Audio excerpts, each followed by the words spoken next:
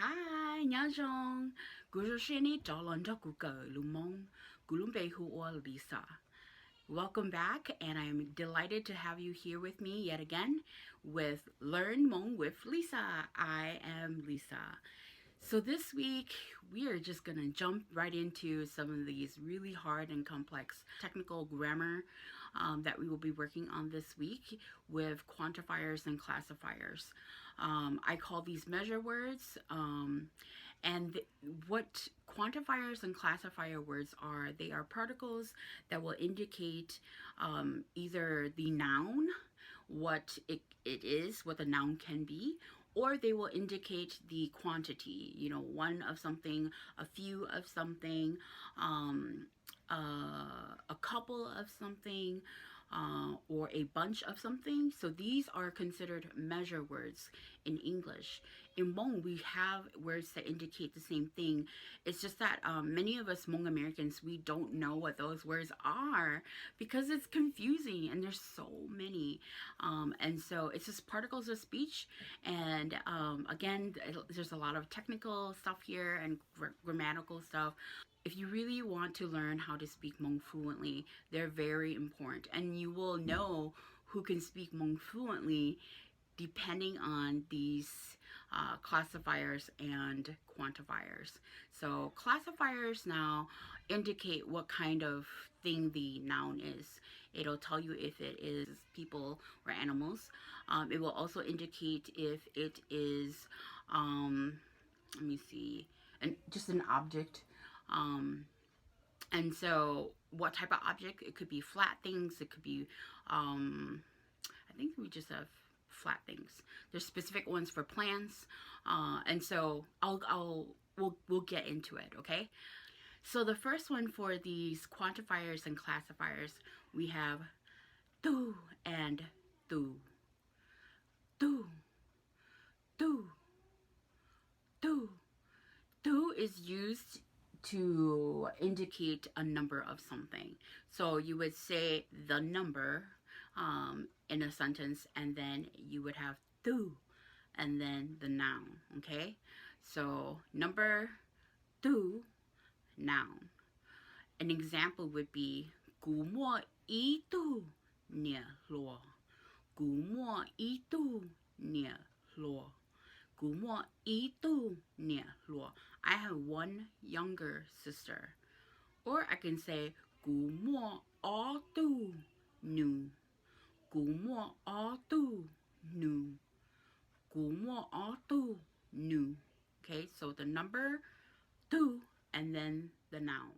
So tu and tu are phonetically the same, however, the tones give it a different meaning. So tu we just went over. Now we're going to talk about tu. Tu.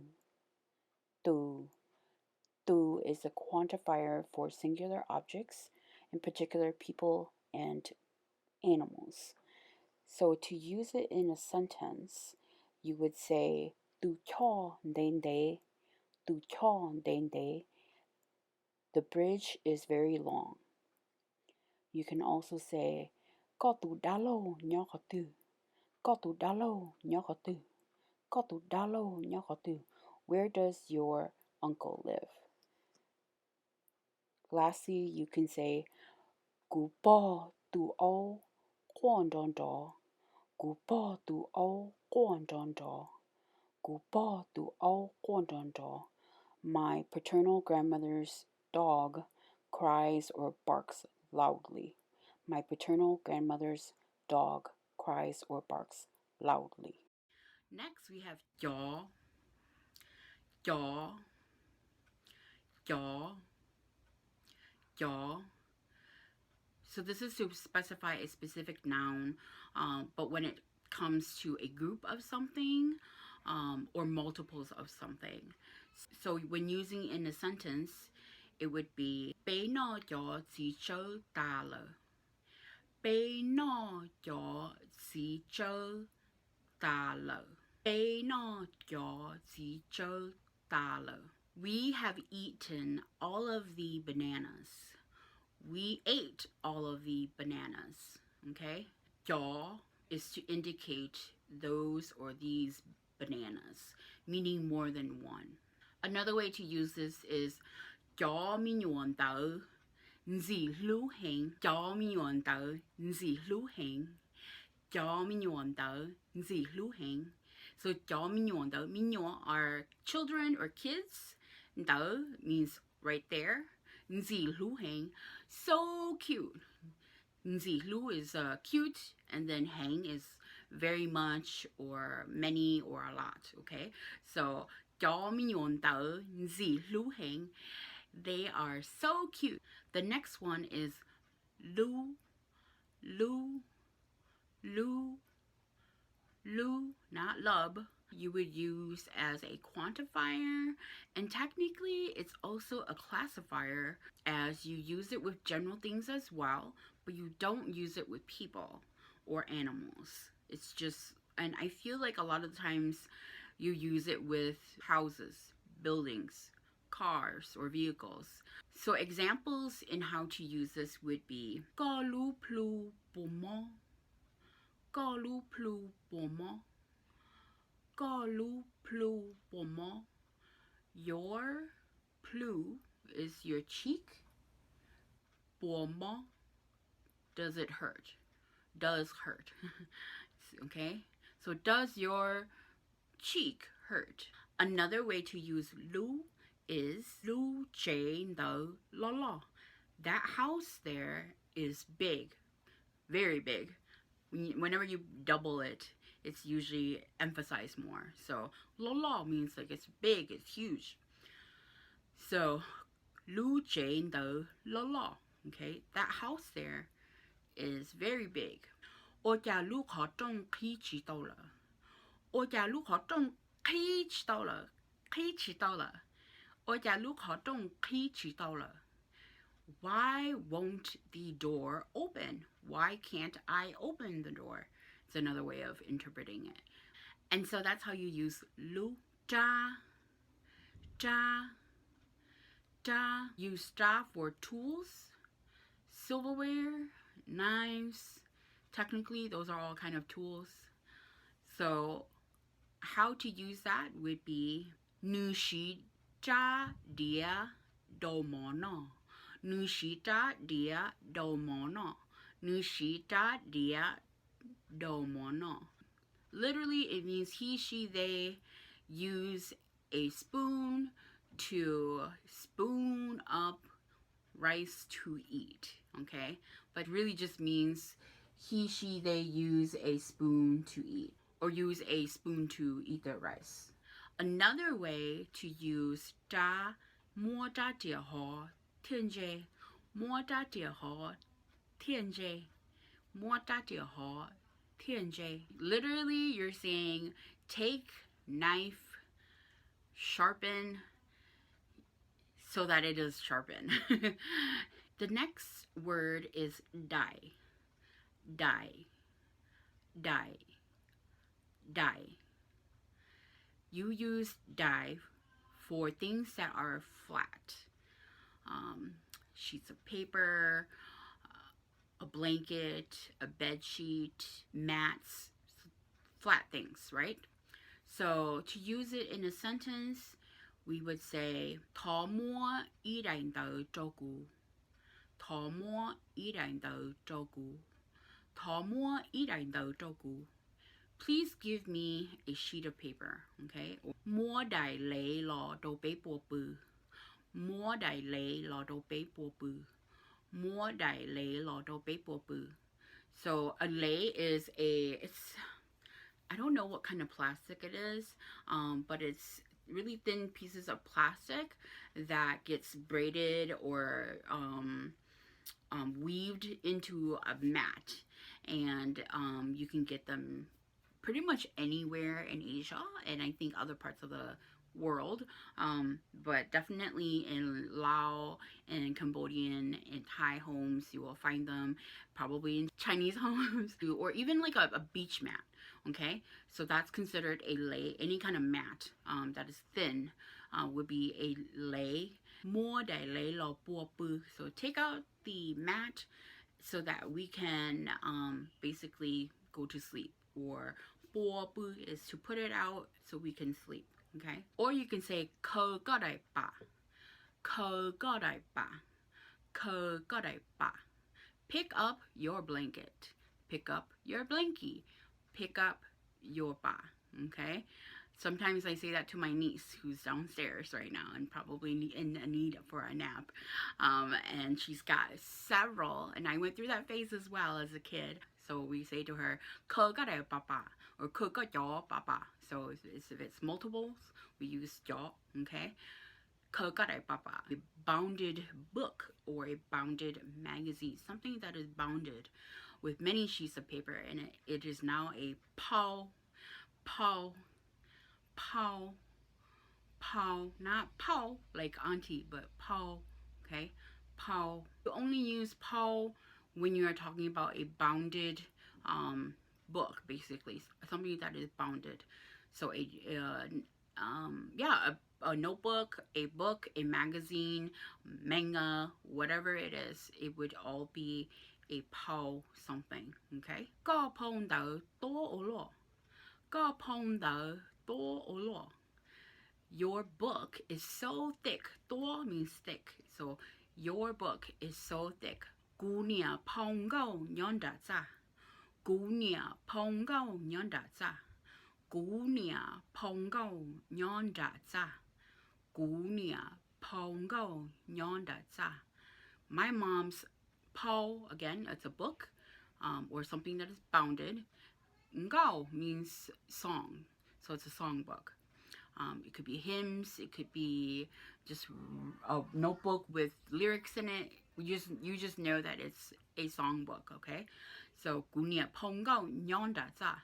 Nyo is the verb to be or to live or to be at. So in this case, it is at da za. So at the bedroom. So my mom's songbook is in her bedroom. So we also have call.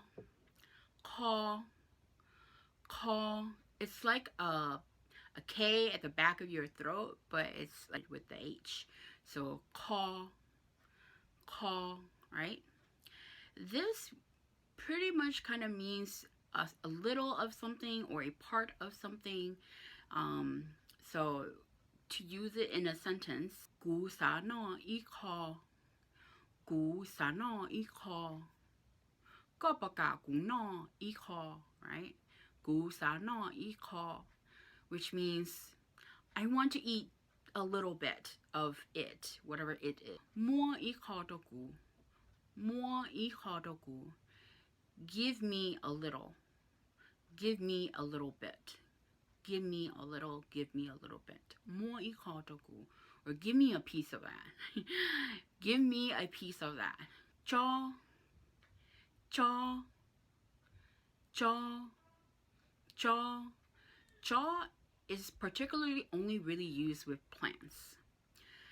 So we would say John Dong Logger, John Dong Logger, John Dong Logger. If you're pointing to the tree, you'll be like, this tree is huge. This tree is ginormous. This tree is so big. Yaga means like extremely. So to the end's worth, right? Nè tai chó chua nó zhong zhou mò cái tàu vự. Nè tai chó chua nó zhong zhou mò cái tàu vự. Nè tai chó chua nó zhong zhou mò cái tàu vự. So this one, some of you are laughing, but this one means maternal grandmother's plant here is good for gout. Chua means medicine. When you have jaw in front of chua, jaw means it's a plant. So it's a classifier. So you know that it's not chua that's coming out of the hospital that's prescribed in a pill. You understand that it is a herbal medicine of some sort. It is a plant that you most likely will have to brew as tea. Next we have Thai. Not Thai, but Thai. So Thai means a pair of something. Most times it's shoes, because that's really the most common thing that we can think of. But it's also your hands. It could also be your feet. I can't really think of any other time I use Thai. Thai ko no yo lên tu li. Thai ko no yo lên tu li. Thai ko no yo lên tu li. Thai ko no yo lên tu li. Whose shoes are these? Whose pair of shoes are these? Nu Thai te lon cha lo na. Chua, nu Thai te lon cha lo na. Nu Thai te lon cha lo na.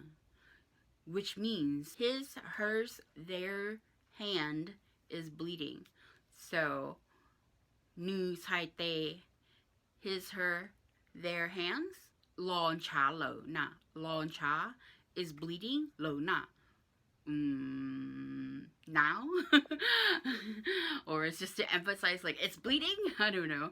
Load. Load means it happened. Nah, it's just a particle at the end, like nah. Okay?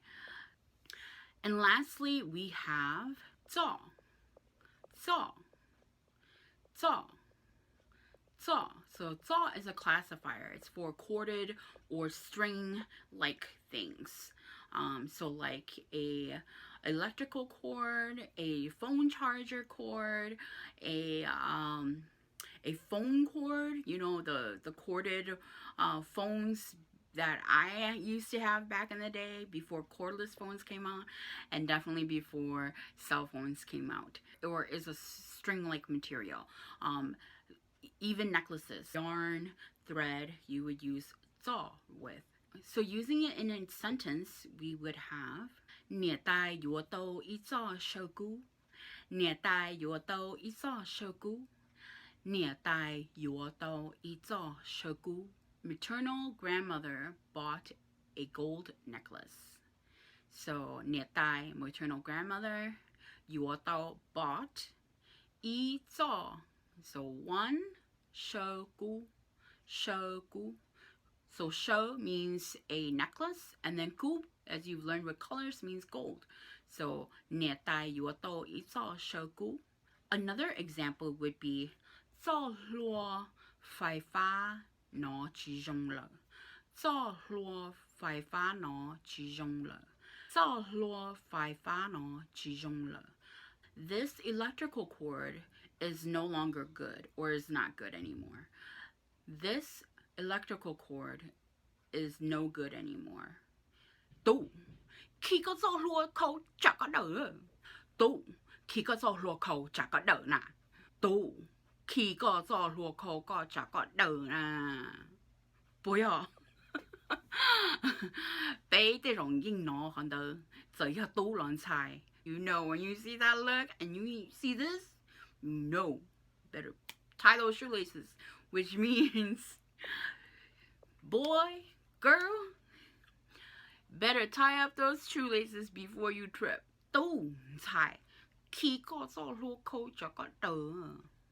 There we go.